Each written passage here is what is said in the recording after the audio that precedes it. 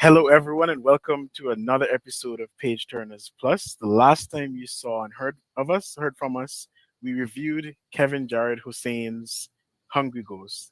Today, we'll be interviewing Kevin Jared Hussein. Welcome, Kevin. Hi, and thank you for having me.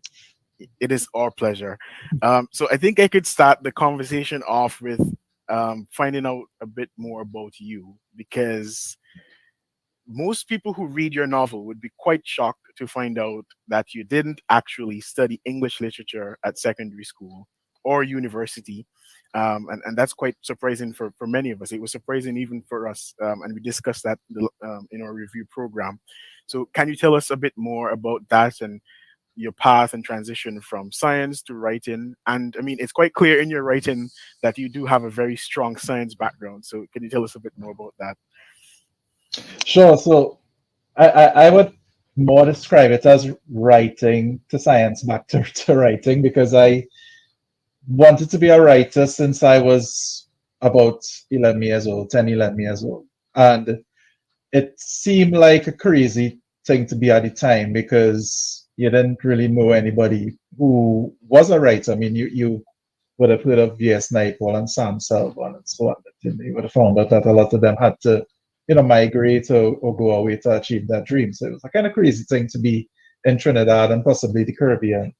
So when I went to secondary school, that was my pastime. Like that was like my after school activity. Open up Microsoft Word and just start writing. And a lot of it started as fan fiction for video games.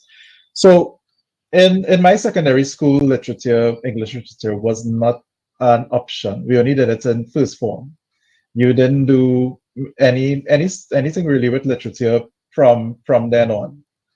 So a lot of my stuff in secondary school was self-taught. Is really just through reading, and I always kept doing it. So I ended up going in the scientific field, and I read a lot of science literature, and that included like Rachel Carson's Silent Spring and Darwin's journals when he went to the Galapagos Islands. And there's a way in which those are written, and you think like um, right brain, left brain with science and literature, but those are pretty not just like scientifically competently written, but they're written with a sort of artistic flourish as well because there's all these descriptions to be made, all these biological descriptions to be made, and very specific words and very beautiful language that's being used.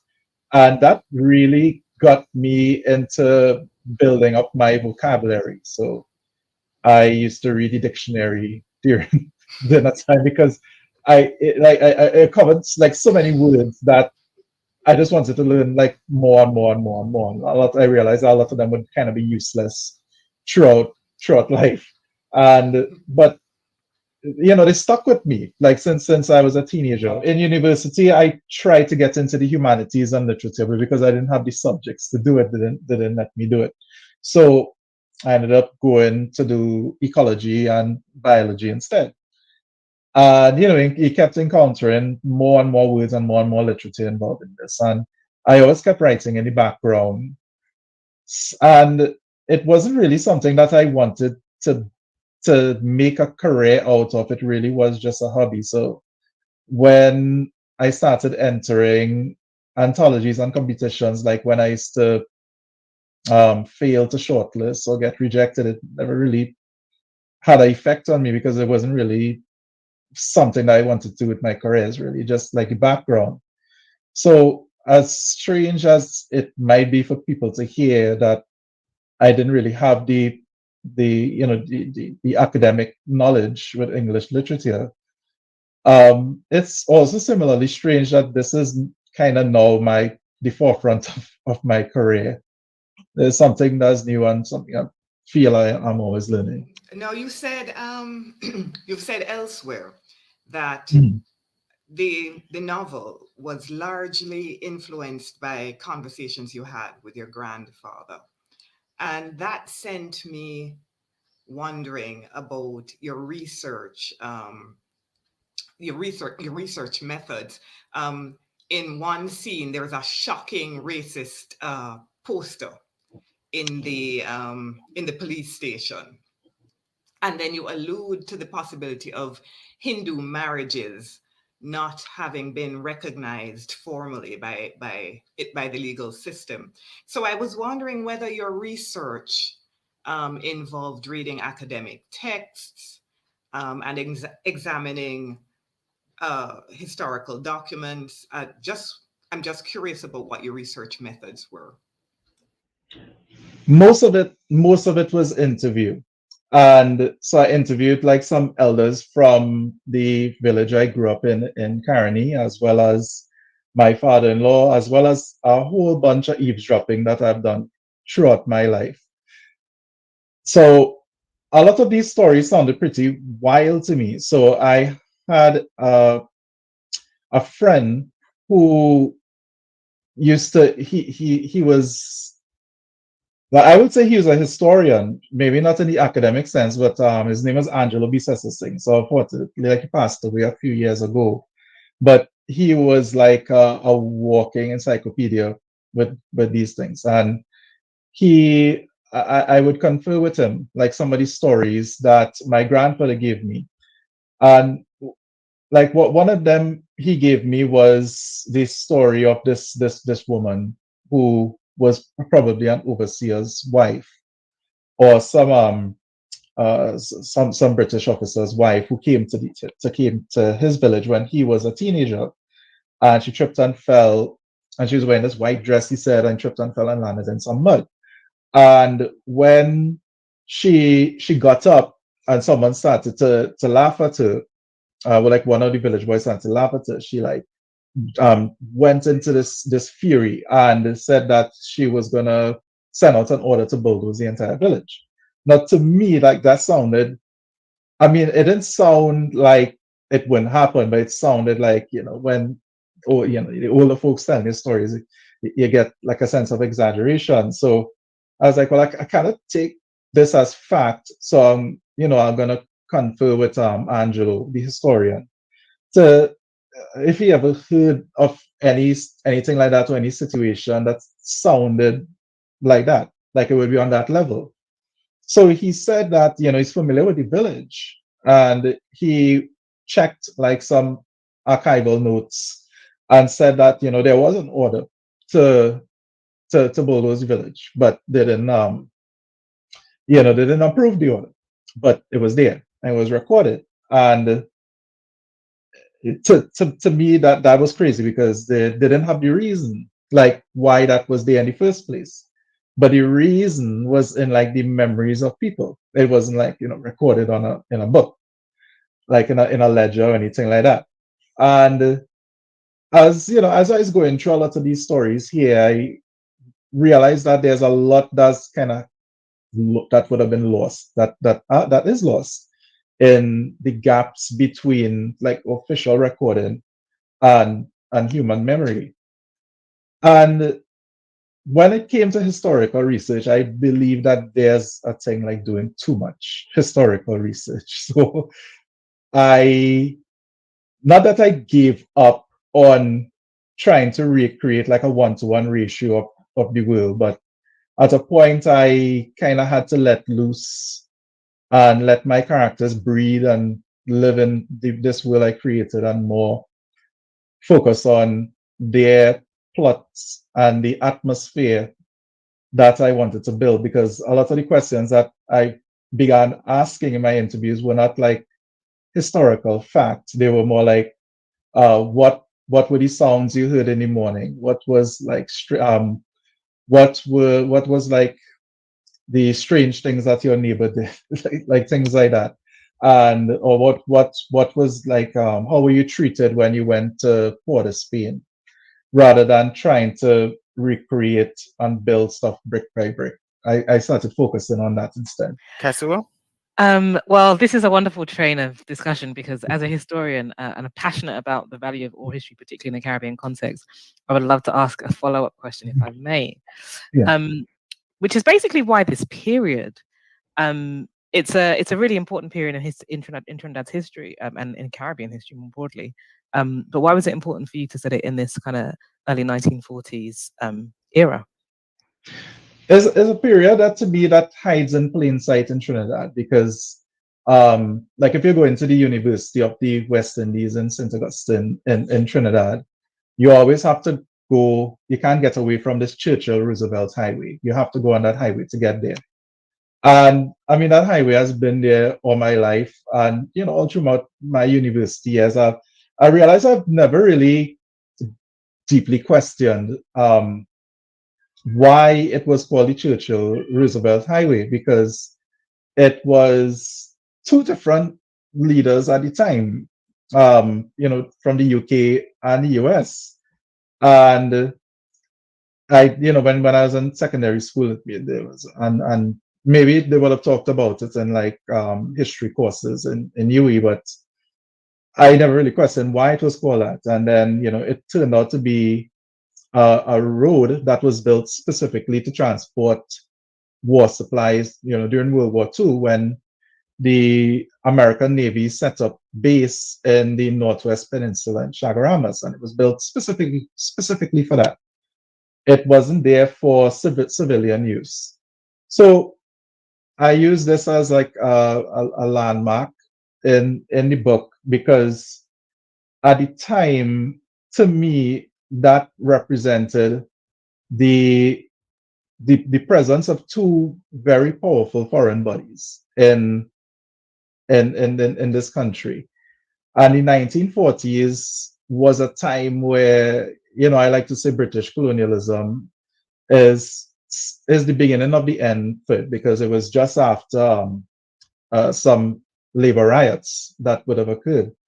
And it was also at the time of World War II, where the Americans and the British were quite dissimilar from each other. Apparently, they used to clash a lot. And it kind of showed like the beginning of a breakdown in leadership for the British, and where power now was beginning to be transferred to the locals, to the Trinidadian locals. And there was a story that in an interview, someone, an elder was giving me, and he was saying, I was asking him, did you like going to school? You know, at that time, because at the time you were under, you were going to missionary schools where the British were usually teachers. Did you like, you know, going to school? And he said, yeah, school was great. I was like, well, did you get like beaten a lot or flogged a lot by the teachers? He said, no, that they were actually pretty friendly.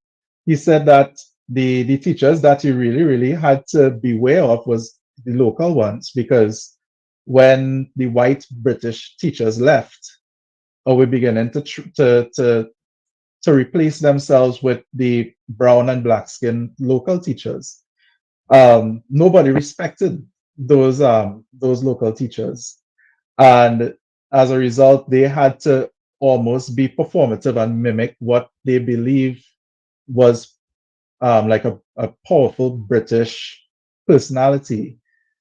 So the 1940s was kind of like the beginning of that, and it was this transfer of power and almost misuse of power. And I wanted to write about characters that were sort of caught in the middle of that, where they would start to become their own enemies. Thank you so much. That Yeah. was a really rich Yeah. answer. In terms of the sort of taking you back to the whole infusion of the rich ecology into the novel, you often described the rivers and streams near the barrack by mentioning their rich biodiversity.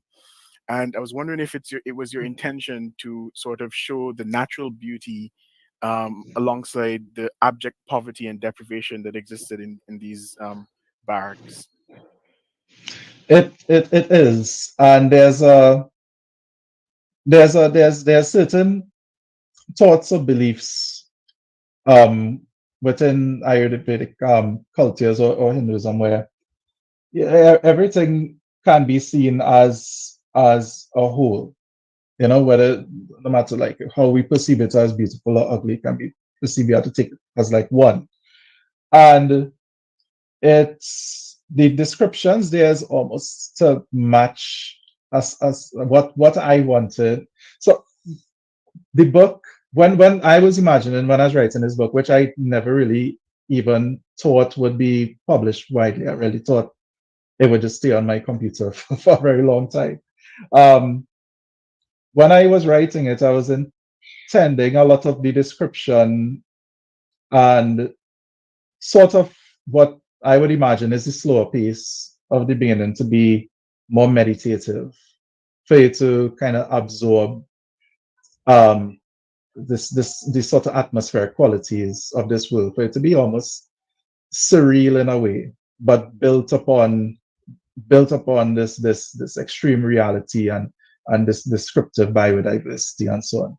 And it is also to contrast the natural world that a lot of our our characters reside in, compared to what would be perceived as an artificial world, like for example what Marley and Dalton reside in, because I would imagine that almost like a mansion of like synthetic structures compared to the natural landscape of, the natural Trinidadian landscape. I also wanted this biodiversity to reflect a sort of sovereignty to the land where, yes, all of this is happening, and all this human suffering is happening, but this these crickets or these dragonflies are just going to carry on, and their generations might outlive all of those that are there. But just for me to get into a minor segue here, there's this train of thought that I had when I was writing it. There's this film called The Thin Red Line, 1998 Terrence Malick film, and it's a war movie. And there are a lot of war movies, and there's really only so much you can do with a war movie. This war movie is set in the Pacific, and there's this where most of the war takes place on is this very lush jungle area and this verdant meadow where like breeze is blowing, and there's all these animals that are around, but there's also bullets flying and eating up the earth, and there's also pillboxes installed atop hills with snipers, and there's grenades going off. And you get all these quick shots of people being killed and all this human suffering happening.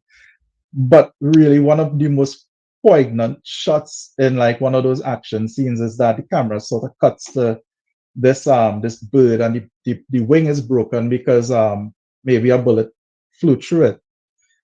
And I was thinking of that, and you really like you have all this happening, but it's converging upon these singular points where you start to relate human to animal and animal to human. And it's something like that is what I wanted to capture with all of these lush natural descriptions and flora and fauna, everything that you would find in the world of Hungry Ghosts. And you did a really beautiful job of it. And I mean, as a biochemist, I mean, I'm sort of on the red biology side, but I still appreciate the Yeah. green biology, and it really blew me away, the ecology that was mentioned in the novel. Paula. Ah, you were kind of, when you started speaking, you were kind of moving into a philosophical area. So I want to keep you there. Shweta leaves weeds which invade her vegetable garden undisturbed because, and I'm quoting, things push themselves into life whether you like them or not. Krishna, he tells himself, don't let the dreams fool you. This is your place in the world. And we're put into Han's head when he is thinking the insults, the discriminatory remarks, all the jaundiced eyes locking onto him as he shuffled into a general store. It did bother him. But what was the point of fighting it? They were outnumbered. Um, no, to my mind, all those trains of thought suggest to me that the characters are, they resign themselves to fate. They almost believe that they have no agency. And I was wondering whether I was projecting or whether this was intentional. It it was intentional, and you could think of it being both ways. And I was thinking of there's a concept of like with horses, like breaking an animal, which essentially means to tame it. But it's funny to use that word break because that would imply that the animal is then broken and is no longer the animal that it would naturally be. And as I mean, humans are animals, and it's thinking the concept of breaking a human, and you have broken humans, and you would tame these humans, and they would remain calm, in such a way that you don't have to worry about them rising up against you. And that's how I thought about the ones in the barrack. And I guess if you have to if you have to use a modern term for it, it would be learned helplessness, and where you would crush an animal's desire to fight. You'd crush a person's desire to just to just be respected in their life, and they almost I'm just trying to put my thoughts together here. But as you can see, like a lot of what I was thinking when I was writing this novel was the animal world, because that's kind of like what a lot of the humans in Iraq have been reduced to, like animals in a pen. And it's almost as if they are kept in that condition, that yes, their worldview would change, that the societal structure would keep them down there as a result. So it could be both. And it seems like everywhere outside of that they don't see them as human beings anymore, but only concepts of human beings. And that to me is what I wanted to get across. And that is also why you would have, as I was saying before, a lot of animals, especially dogs, unfortunately, being used as proxies for how the humans are treated. May I just follow up with that? Sure. Because I to my mind, the fatalism didn't end with just the barrack dwellers. I got a sense of fatalism throughout the novel. Like Mhm. nobody seemed to have been able to escape, um, just to escape what they met, how they met the world. For example, Marley was very determined to escape her origins, and she was very successful um, twice. But it seemed to me that the success was illusory. That even though she escaped the mean circumstances, the mean financial circumstances of her upbringing, her birth and her upbringing. Um, but then she went into another prison, you know. And then when Changor disappears, she gets this freedom that she was longing for. But even that was illusory. So, um, am I reading too much into thinking that the novel is essentially fatalistic? No, you're not reading too much into it at all. I mean, the essentially this whole novel, if I was to compress it into one idea, this whole novel is really about people who have never really had a true home, and they're longing for it. It's kind of like a house for Mr. Biswas, but I actually wasn't thinking of a house for Mr. Biswas when I was writing this. But even the country itself is not their home, not just the structures that they live under. And just to touch on Mali a little bit, and there's a lot of people have told me that they have to run to the dictionary a lot with this book. And there's a very specific word that I use when describing Mali, is that she puts on maquillage, not makeup. And maquillage is basically theatrical makeup. where you go to a stage and you would play a character. And it's because I see her and Hans to a degree as being highly theatrical, where they are quite performative to the point where they have lost their former selves. Um, Mali is described as being like a sort of ship of Theseus, where you have to is like a boat, and you remove, you're constantly fixing the boat, and removing plants and removing parts and replacing it. And you don't know where the old boat ended and where the new one began. And she just, she has a thought where she feels like she's like that. Hans, on the other hand, does this in two ways. He's performative in a sense that you're never really in his mind, and he gets down on his knees and he begs for things, and he never wants to cause trouble, and it's almost as if he feigns subservience. But he also has a kind of hero complex, a savior complex in a way, where he has, there's some leaks in the barrack walls, and he has to be the one to fix it, not just for his room, but for every room. Even when he moves in, with Mali, we we're never in his head, so we don't know the reasons why he's doing what he's doing. And then, not really to spoil, but we get a brief flashback of his childhood and his mother's attempt to escape from the barrack. Her failed attempt, and to a degree, he feels like he is continuing that attempt that his mother would have wanted for herself and perhaps wanted for him.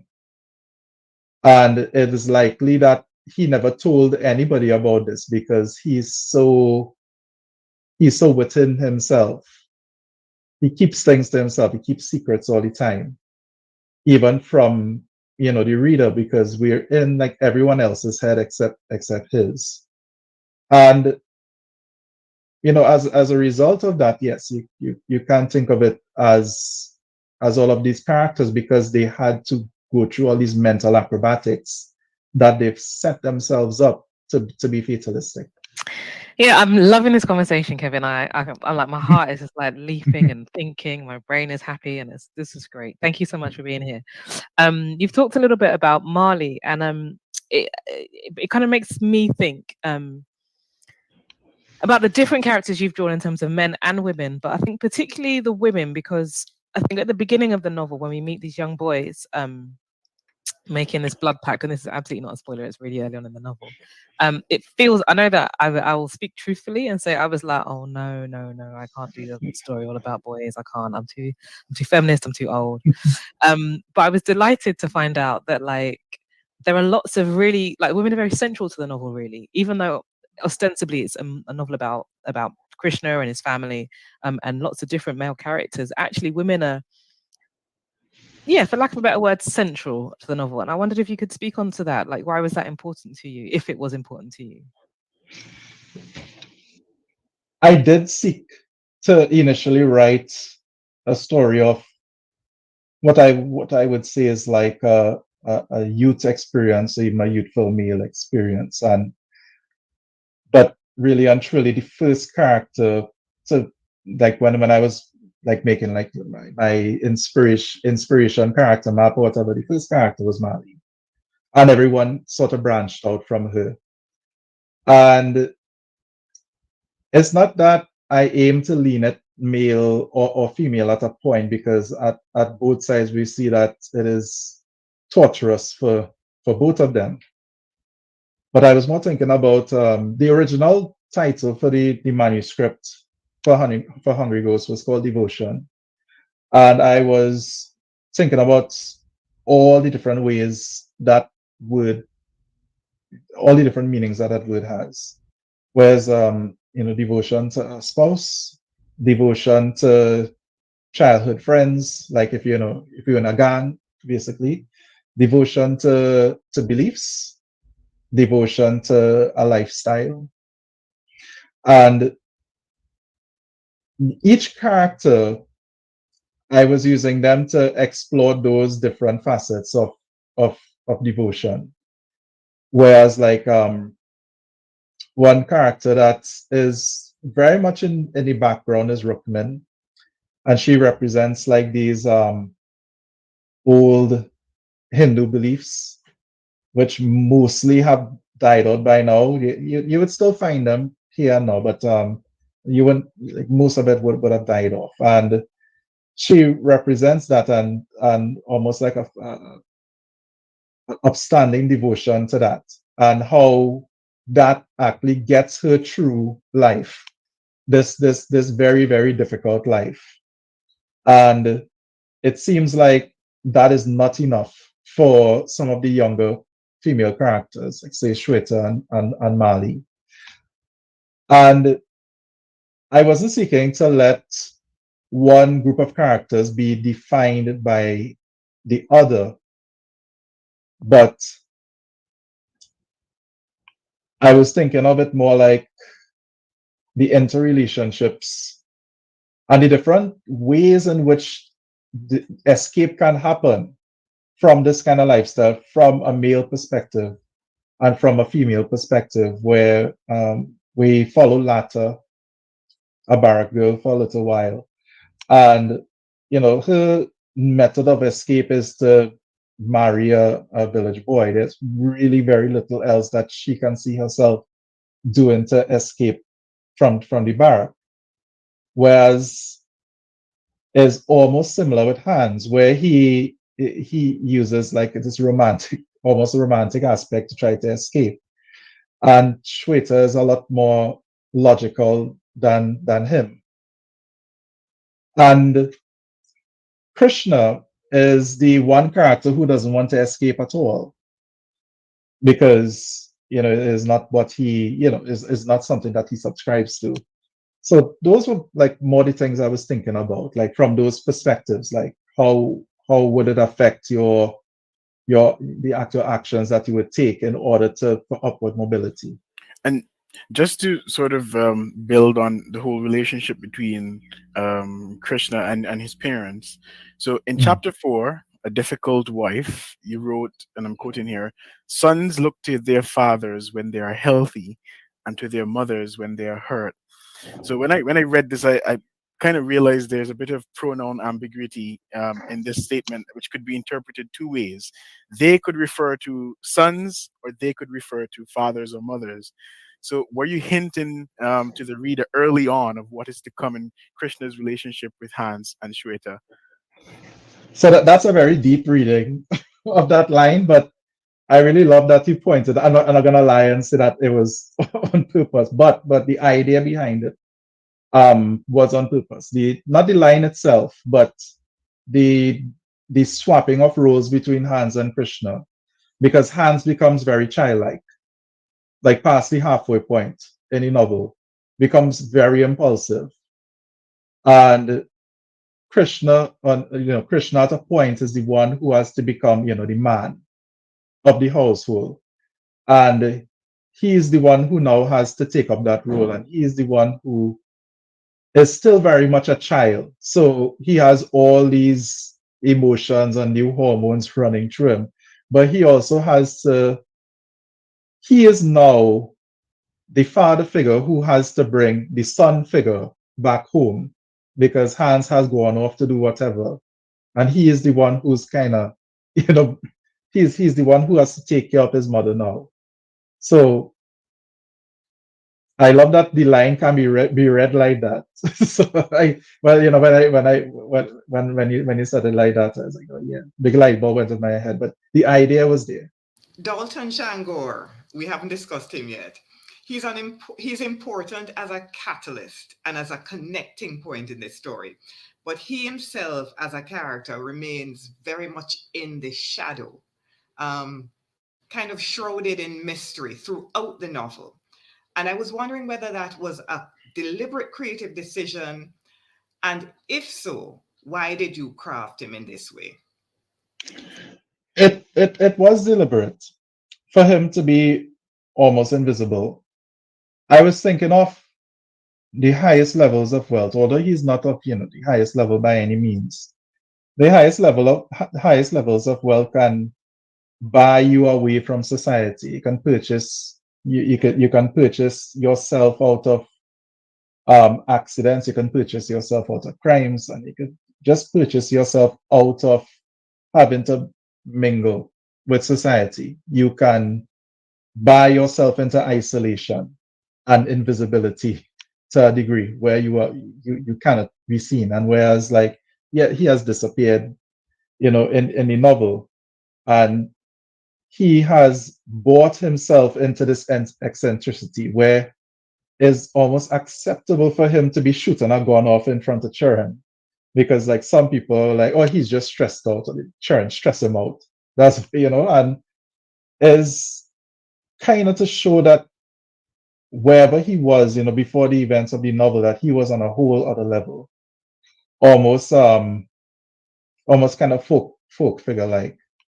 And a lot of him also, when you buy yourself into this sort of isolation and invisibility, there's really no one there's really a great possibility that your true self is not known. So when I was writing about his characters, my decision that we wouldn't be in his head at all. We wouldn't even see him. We wouldn't have a scene with him. If he's there, it would just be through conversation. And even he's present in one of the flashbacks, but he's not really his name is present, but not he himself. And that was really what I wanted to tell with that, because there's is yeah, I could have shown him like being like there and had a flashback and being like flashy, but I think it's a lot more scary that he is invisible. Even before he has disappeared, he is seemingly totally isolated from everything. So that's the general idea. I wanted to go with that. Yeah, I definitely read Dalton's sort of absence but ever presence as sort of a reflection of the power dynamic, whereby he is the sort of man, thinking about what you were saying about history, where you recaptured all these kind of oral histories to create this novel. His stories are most likely to be written down. His diaries are most likely to be preserved in an archive somewhere. Mm. He's the person whose inner thoughts you could most easily access 80 years later. And so having him silent was fine, because if you want to know what someone like him was lived like, there's ample evidence historically on the record for you. You didn't need it because we've heard his story 1,000 times from so many other sources. I'm going to ask a slightly different question, slightly similar question.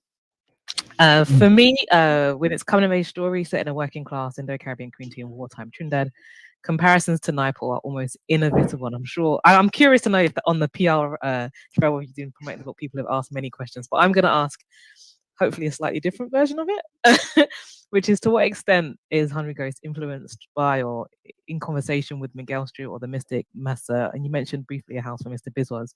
And I say that not only because I think there are comparisons, I think in terms of historical time period at least, but also because of the way you handle women. I think a recent rereading of the House, not the House, of Miguel Street in a book club setting, which I'd previously read and loved. I was like, I don't remember this. Misogyny.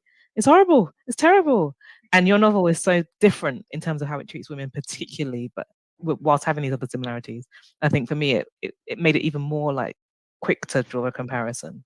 I hope that doesn't offend you. I know people hate people. No.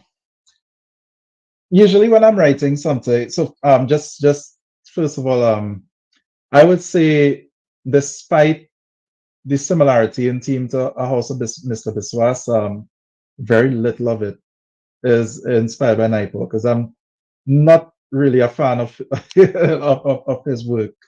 I can appreciate it, but it doesn't really hold much sway over me. If there was a Caribbean novel that did have a lot of influence on this, it would be No Pain Like This Body by Harold Sonny Ladu, and they recently re-released that book. I think through Penguin Random House. I think they last year. Similar setting, set in a barrack, though not in the 1940s and 1900s or 1920s, and not the same story, of course, but similar setting and atmosphere, and almost this rigidity, this firm belief, this firm adherence to this very torturous lifestyle.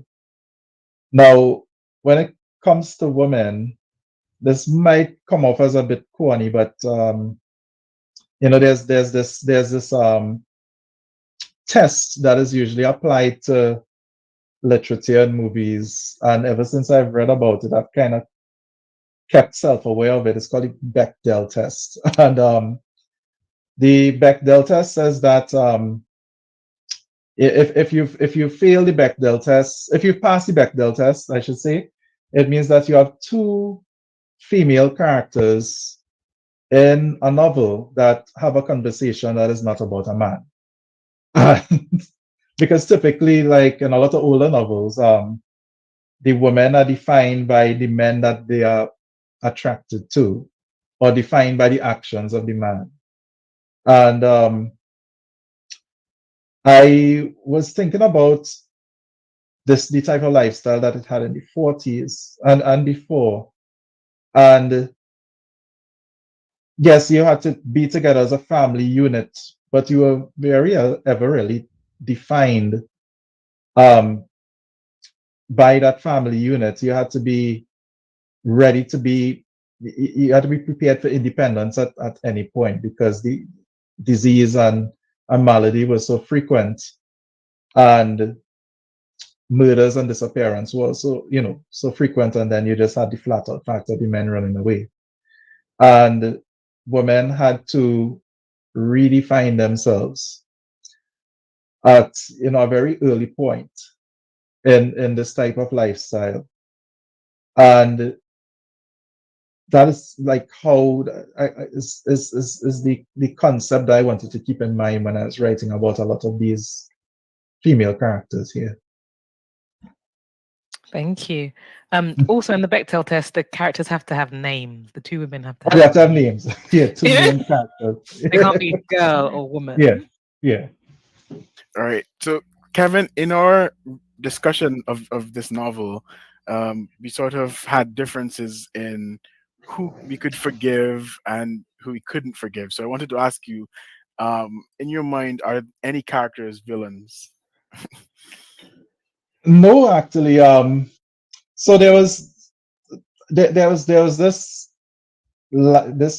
minor life event that I had in mind.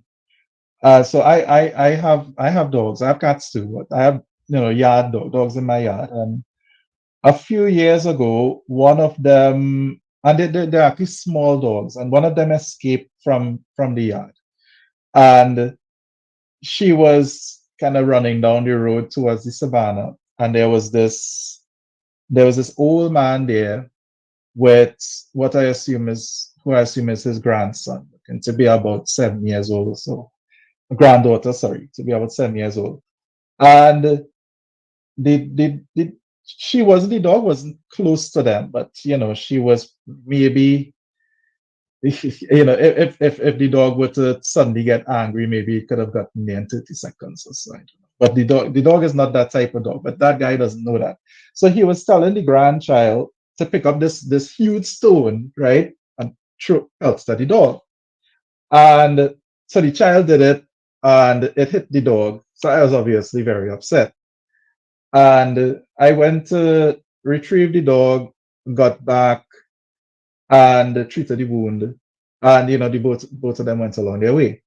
So when the anger and the ire subsided, I was really thinking about it, and I was thinking about, well, from my viewpoint, that guy is a villain, because the dog is harmless. He doesn't know that, but the dog is harmless, and he is instructing the grandchild to inflict violence upon an animal. But if you were to flip it, and he was telling his story, he is the hero, because he is defending his grandchild. And neither of us are wrong in a way.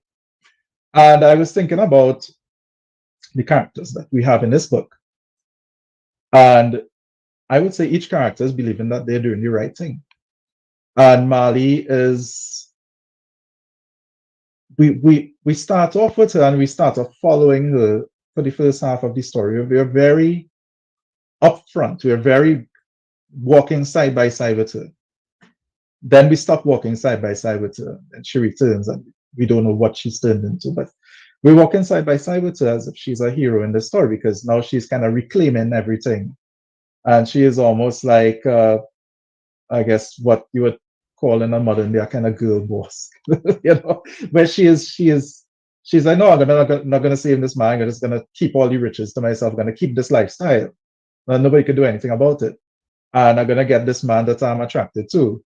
I'm going to be the hero in my story where I've been victimized my entire life.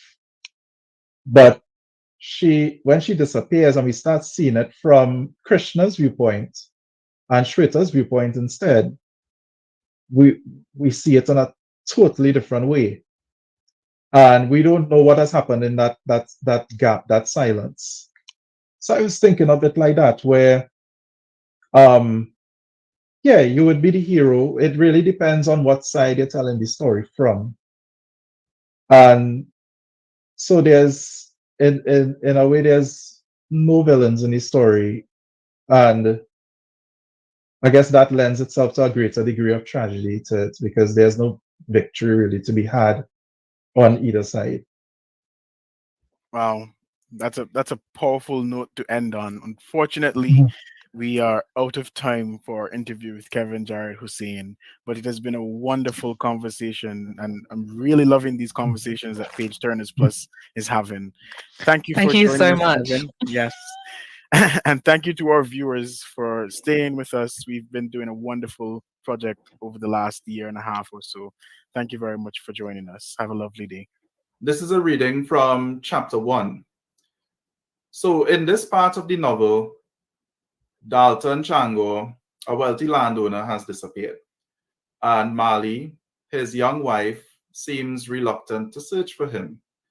And in this part of chapter 1, we slowly start to realize why she seems reluctant to search for her missing husband. The morning after the note, Mali went downstairs to prepare breakfast. Dalton wasn't there. Usually, he would be at the kitchen table with his bifocals, skimming the newspaper. He brewed his own coffee and drank until his nerves were shut. Preferred imported Arabica to the locally grown Robusta. Marley maintained the house, did the washing, the folding, the sweeping, dusting, chopping, cooking, the baking, did it for her own sake at least. There were never any guests, soirees, coffee clutches, birthday parties. The living room, kitchen, bedrooms, the wainscoted staircase only held memories of them both. Because of this, the house always felt like some concealed shrine. The wordless stillness of the house now made the gloom of the air more apparent, its silence holy and eerie. For most of the day, she was a ghost roaming a haunted manor. If he wasn't in the kitchen, perhaps he was in the outhouse, a single room shed that he had fashioned into some sort of strange sanctum, an nymphium that held nothing but a giant oil painting of a Chinese goddess. He made it clear Mali was never to enter unless he was there too, as if she were too profane for it. The goddess, like the dogs, had been there before her. The goddess, draped in lavender and topped with a phoenix crown, was surrounded by 4 jade maidens and giant messenger bluebirds. Mali very slowly turned the knob, tipping the door open.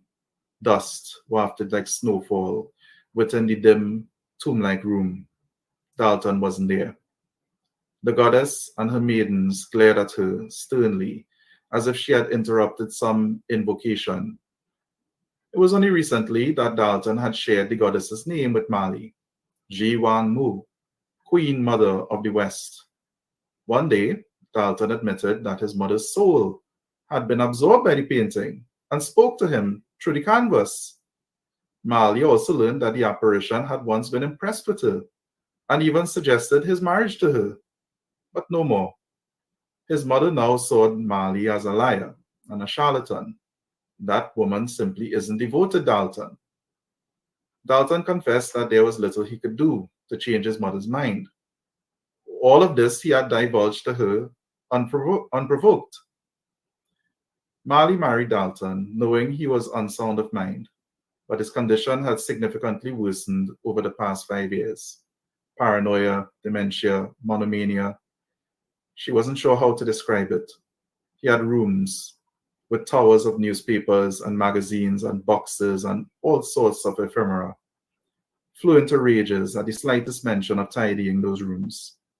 The house itself was a hodgepodge of things foreign and colonial and antebellum and pretty and gold and red and scintillating. It was ungainly and disgusting, just like him.